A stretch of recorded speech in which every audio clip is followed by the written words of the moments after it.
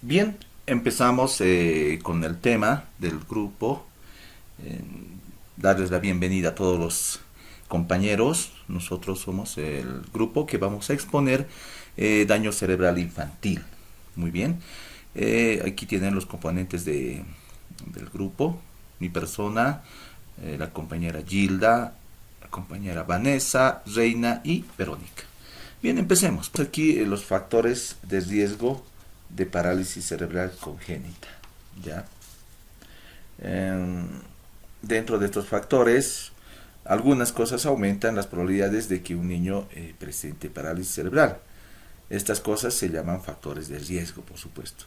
Es importante recordar que tener uno de estos factores de riesgo no significa que el niño tendrá parálisis cerebral. En algunos casos, estos factores de riesgo pueden ser los siguientes. Aquí tenemos los factores, ¿no?, que determinan que puede haber digamos, una parálisis cerebral. Tenemos como primero el peso bajo al nacer. ¿Sí? Los bebés que pesan menos de 5 libras, o sea, estaríamos hablando de 2,5 kilos aproximadamente, ¿no? Eh, ya al nacer pueden presentar una parálisis cerebral por el bajo peso, ¿no? Generalmente los niños nacen bastante encebaditos, pues, sí, podemos decir, ¿no?, gorditos, porque en el proceso de embarazo la madre también eh, se ha alimentado digamos, ellos a través de un control prenatal van alimentándose, o sea, las futuras madres. Entonces eso hace que se tenga, digamos, una nutrición muy buena para el bebé. Y podemos también sumar a ello los antojitos, ¿no?, que alguna vez alguna dama tiene para con su alimentación. Bueno, eso tal vez es otro tema. Sin embargo, resaltamos el tema de peso bajo al nacer. Luego tenemos otro factor que es el nacimiento prematuro. Los bebés que nacieron antes de la semana 37 de embarazo, especialmente si nacieron antes de la semana 32, están en mayor riesgo de presentar una parálisis cerebral. Los cuidados intensivos para estos bebés prematuros han mejorado, bueno, en estas últimas décadas, ¿no? Pero los bebés que nacen mucho antes de tiempo, eh, en el pasado, no tenían, digamos, esos controles o esas atenciones, ¿sí? Antes simplemente se les colocaba en una incubadora y se veía si vive o no. Actualmente ya tenemos bastante tecnología y podemos controlar esto, pero sin embargo este proceso, digamos, del nacimiento prematuro puede influir en una parálisis o una posible parálisis cerebral. Luego tenemos el parto múltiple. Bueno, ya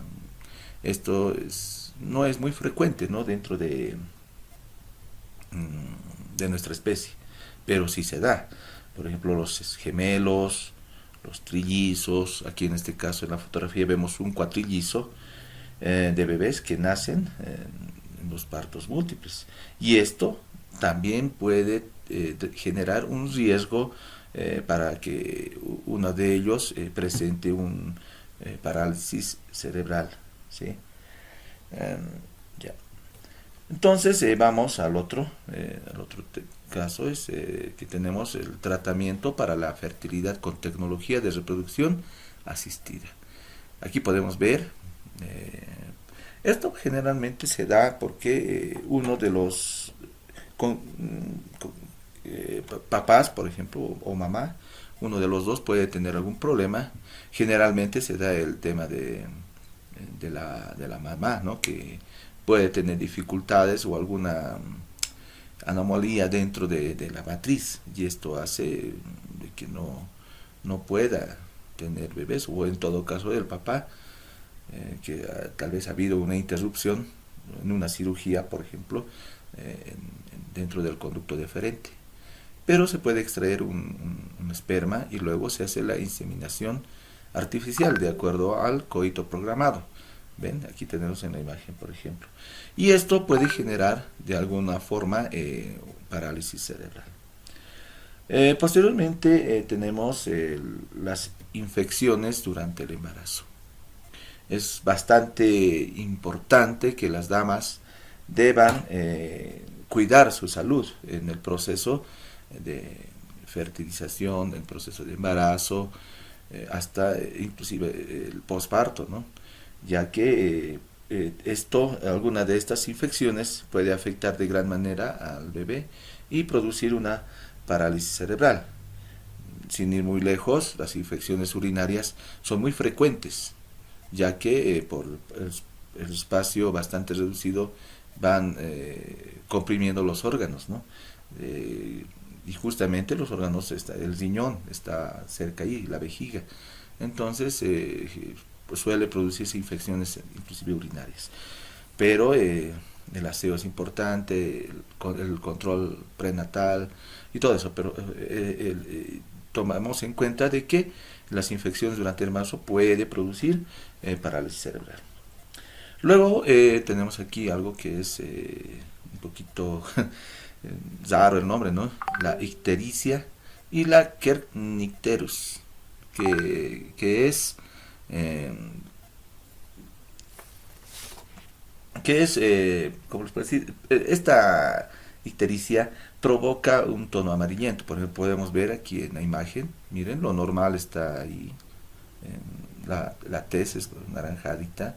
Sin embargo, cuando tenemos esta anomalía, esta enfermedad o esta patología, la ictericia, la piel suele tornarse amarilla. ¿Sí? Esto es porque se acumula o hay una sustancia química dentro de la sangre llamada bilirrubina. ¿Ya? Cuando se acumula demasiada bilirrubina en el cuerpo de un recién nacido, la piel, el blanco de los ojos puede adquirir un color amarillento. Esta coloración amarillenta recibe el nombre de ictericia. Cuando la ictericia grave se deja sin tratar durante mucho tiempo, puede provocar una afección llamada kernicterus. Esto puede causar parálisis cerebral y otras afecciones, ¿no? A veces la kernicterus es causada porque el grupo AB0 o el factor RH de la sangre de la madre y el bebé son diferentes. Esto hace que los glóbulos rojos de la sangre del bebé se descompongan demasiado rápido y provoquen una ictericia grave. Entonces, cuando vemos esta anomalía de, de color o dentro de la tez, de la piel, generalmente de la cara, tenemos que preocuparnos y visitar obviamente un especialista para que se haga un tratamiento a tiempo. Porque como dice, como se había expuesto, puede provocar parálisis cerebral si se descuida. Y por último tenemos las complicaciones durante el parto, ¿sí? El desprendimiento de la placenta, por ejemplo, la rotura del útero o los problemas con el cordón umbilical durante el parto pueden interrumpir el suministro de oxígeno. Y eso es importante. Por eso es cuando el bebé ya sale al exterior, le dan un golpe para que aspire oxígeno. Y, antes van destapando las narices porque tiene una grasita natural, como tapones están ahí, entonces lo destapan, le dan un golpecito y tiene que comenzar a respirar. Entonces el llanto ayuda a eso. Y además que el llanto también desarrolla bien los pulmones. Pero sin embargo no es eso. En el proceso de parto puede haber complicaciones de estrangulamiento con el cordón umbilical. Entonces la falta de oxígeno al cerebro, eso es lo que puede provocar una parálisis cerebral. Bien, espero que les haya gustado esta pequeña exposición. Voy a dar paso a la compañera que les va a explicar lo que es parálisis cerebral infantil adquirida. Gracias, hasta otra oportunidad. Parálisis cerebral infantil adquirida. En un pequeño porcentaje de casos de parálisis cerebral, la causa es daño cerebral ocurrido más de 28 días después del parto. Causas. Algunas de las causas de parálisis cerebral adquirida son infecciones del cerebro, Esto se llama parálisis cerebral infantil adquirida y por lo general se asocia con una infección como la meningitis o una lesión en la cabeza. Infecciones del cerebro como la meningitis o encefalitis durante la primera infancia. Lesiones cerebrales como por ejemplo las lesiones a la cabeza causadas por accidentes vehiculares o maltratos infantiles.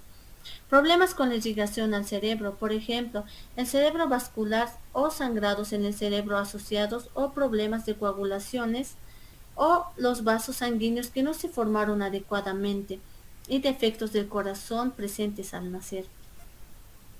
Prevención de la parálisis cerebral. No se sabe bien qué es lo que causa la parálisis cerebral congénita, por lo cual es poco lo que se puede hacer para prevenirla. Los casos de parálisis cerebral relacionados con causas genéticas no son prevenibles. La parálisis cerebral adquirida se relaciona frecuentemente con infecciones o lesiones. Algunos de estos casos se puede prevenir antes del embarazo. Esté lo más saludable que pueda antes de que usted entre en una etapa de gestación. Vacúnese contra ciertas enfermedades como la varicela y la rubiola, que podrían afectar al bebé en el desarrollo. Es importante que muchas de estas vacunas se las aplique antes del embarazo. Durante el embarazo, infórmese sobre cómo tener un embarazo saludable. Reciba atención prenatal en forma temprana y con regularidad, tanto para su salud como para la salud del bebé en desarrollo.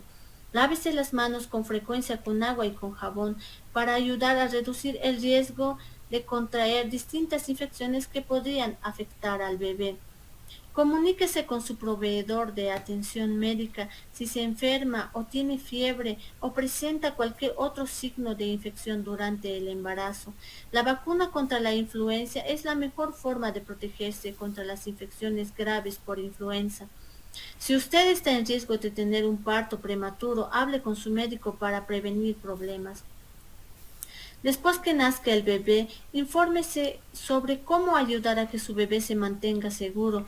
Evite que a su bebé le dé ictericia. Asegúrese de que su hijo esté vacunado contra las infecciones que pueden causar meningitis y encefalitis.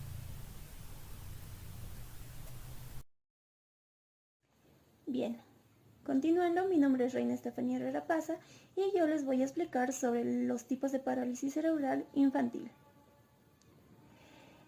Según el área que afecta el cerebro, puede producirse uno o más de los siguientes trastornos del movimiento.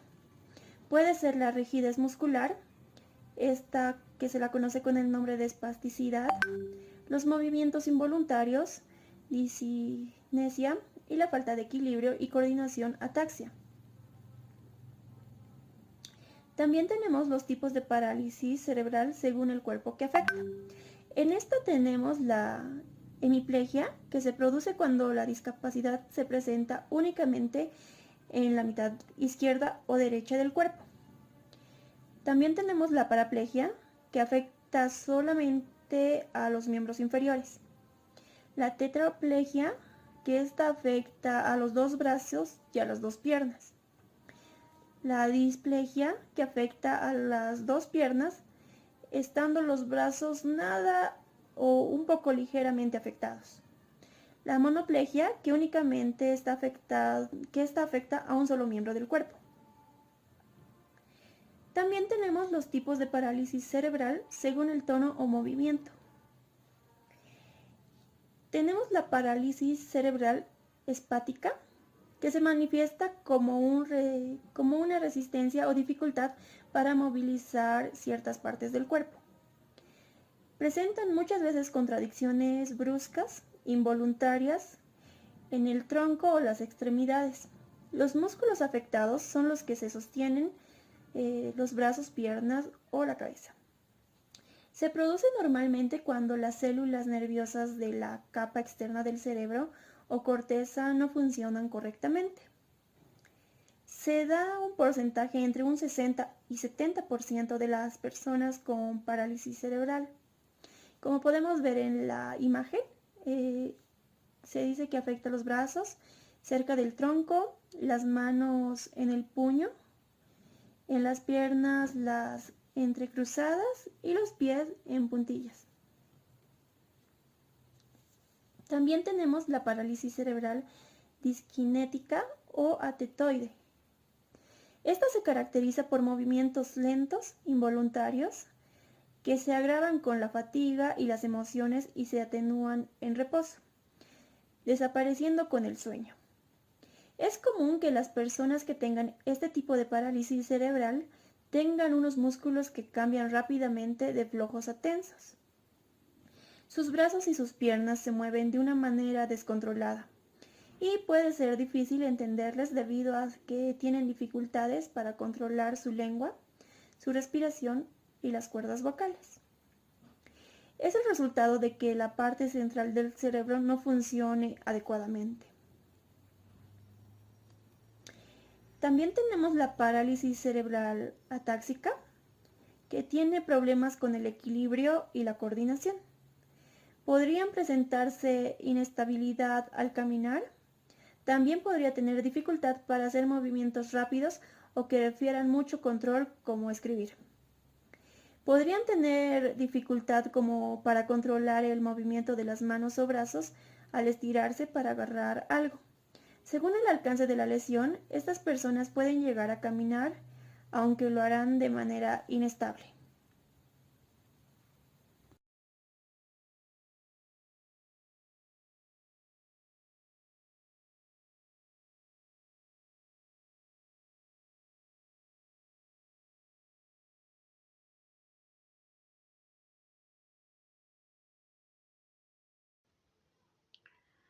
Tipos de parálisis cerebral en función a la severidad.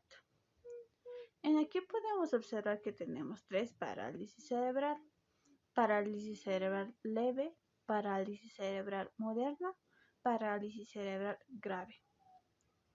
Parálisis cerebral leve es cuando la persona no está limitada en sus actividades diarias, aunque presenta alguna alteración física.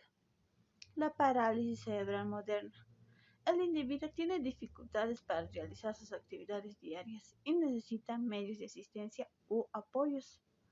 Por último, la parálisis cerebral grave: la persona requiere de apoyos prácticamente de todas las actividades de la vida diaria. Parálisis principales. En aquí de igual manera tenemos tres parálisis principales: parálisis cerebral espástica, parálisis cerebral discinética y la parálisis cerebral mixta.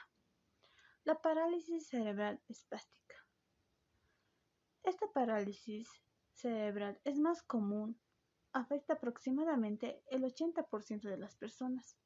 Esto significa que sus músculos están rígidos y se les dificulta el movimiento. Aquí podemos ver la diplegia y la diparesia espástica. La rigidez muscular se presenta principalmente en las piernas y menos en las manos, y no los afecta en lo absoluto. Hemiplegia y hemiparesia espástica. Afecta en un solo lado del cuerpo, por lo general más en el brazo que la pierna. Por último, la cuadriplegia y la cuadriparesia espástica. Estas son más graves. Afectan las cuatro extremidades, el torso y la cara. Por lo general no pueden caminar y suelen tener otras dificultades de desarrollo, como la discapacidad intelectual, convulsiones o problemas de visión, el oído o el habla. La parálisis cerebral discinética. Las personas tienen problemas en controlar los movimientos de sus manos, brazos, pies y piernas, y se les dificulta bastante el estar sentados y el caminar. Por último, la parálisis cerebral mixta. La parálisis cerebral mixta es una combinación de la parálisis cerebral espástica y la parálisis cerebral discinética. Signos tempranos. En los signos tempranos, los bebés de menos de 6 meses de edad parecen y tienen estas características. Parecen tener el cuerpo rígido, parecen tener el cuerpo flácido. Al levantarlos se les ponen rígidas y se les cruzan las piernas. En los bebés de más de 6 meses de edad, sus características son: no se voltean o rodean a ningún lado, no pueden juntar las manos, extienden una sola mano para agarrar las cosas y mantienen la otra empuñada. Por último, los bebés de 10 meses de edad, sus características son: gatean de forma dispareja, empujándose de una sola pierna y un solo brazo, arrastrando la pierna y el brazo opuesto. Otra de su característica es: se desplazan dando saltitos en posición de sentado o de rodilla, pero no gatean. Continuando con el tema, vamos a hablar sobre las pruebas de detección y de diagnóstico. Es importante que se haga el diagnóstico de la parálisis cerebral a una edad temprana para el bienestar del niño y de su familia. El diagnóstico puede requerir varios pasos. Como número 1 tenemos al monitoreo del desarrollo. También es conocido como la vigilancia, ya que significa observar el crecimiento y el desarrollo del niño a lo largo del tiempo. Si durante el monitoreo surge alguna preocupación sobre su desarrollo, entonces se debe hacer una prueba de desarrollo lo más antes posible. Como número 2 tenemos las pruebas del desarrollo. En aquí, las pruebas del desarrollo consisten en un examen corto que se hace para ver si el niño presenta determinados retrasos del desarrollo, como ser los retrasos motores o del movimiento. Eh, Como número 3 tenemos las evaluaciones médicas y del desarrollo. En aquí, el objetivo de la evaluación del desarrollo es diagnosticar el tipo específico del trastorno que afecta al niño.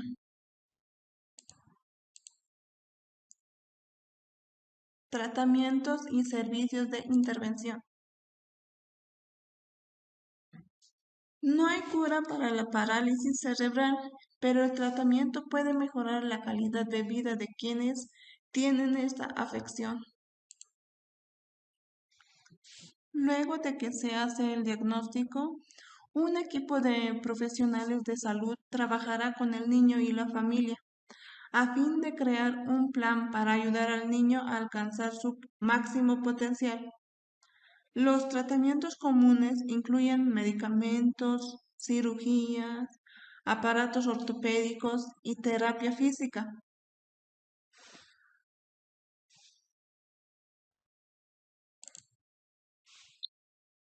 Causas y factores de riesgo. La parálisis cerebral es causada por el desarrollo anormal del cerebro o por un daño del cerebro en el desarrollo que afecta la capacidad de un niño para controlar sus músculos. Hay variadas causas posibles del desarrollo anormal del daño al cerebro. El daño al cerebro que provoca parálisis cerebral infantil puede ocurrir antes del nacimiento, durante el parto, dentro del primer mes de vida o durante los primeros años de vida, cuando su cerebro todavía se está desarrollando. Cuando la parálisis cerebral tiene que ver con daño al cerebro que ocurre antes o durante el parto, esto se llama parálisis cerebral infantil congénita. La mayoría de los casos de parálisis cerebral están entre el 85 y 90% son congénitos. Sin embargo, no se sabe que la causa de los muchos de los casos.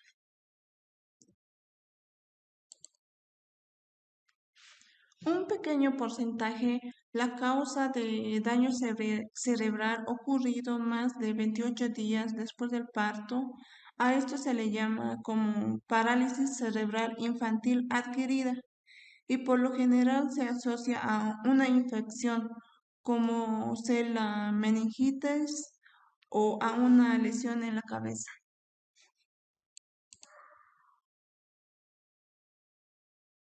Muchas gracias por su atención.